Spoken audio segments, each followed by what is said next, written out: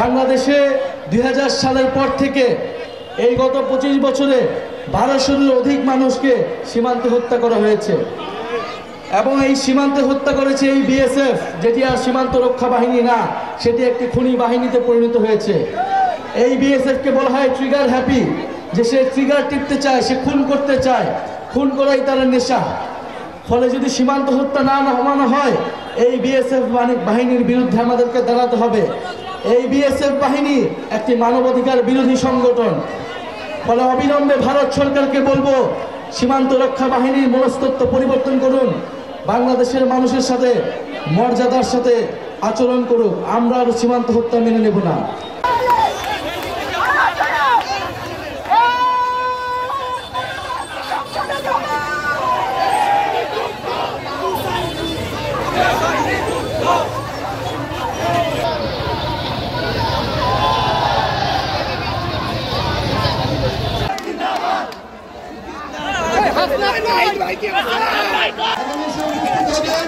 জাতীয় নাগরিক পার্টি এনসিপির মুখ্য সমন্বয়ক নাসির উদ্দিন পাটোয়ারি, ছাত্র আন্দোলন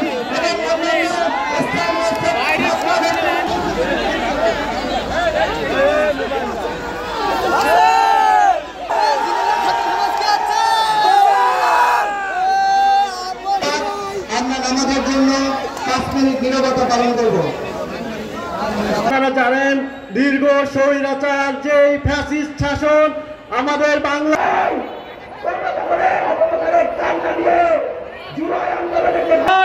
সার্জিস ভাই সহ যারা ঢাকা থেকে আসতেন, তারা যদি আমাদের জুলাই আন্দোলনে নারীদের ভূমিকা ছিল,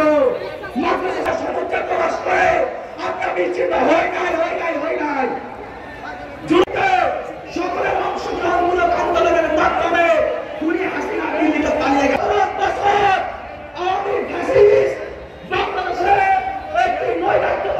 পরবর্তী আন্দোলন সংগ্রামের সহযোগ করেন আপনাদের জানাই।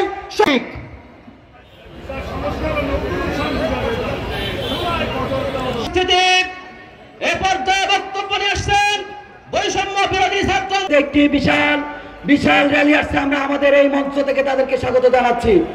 আপোষ না সংগ্রাম।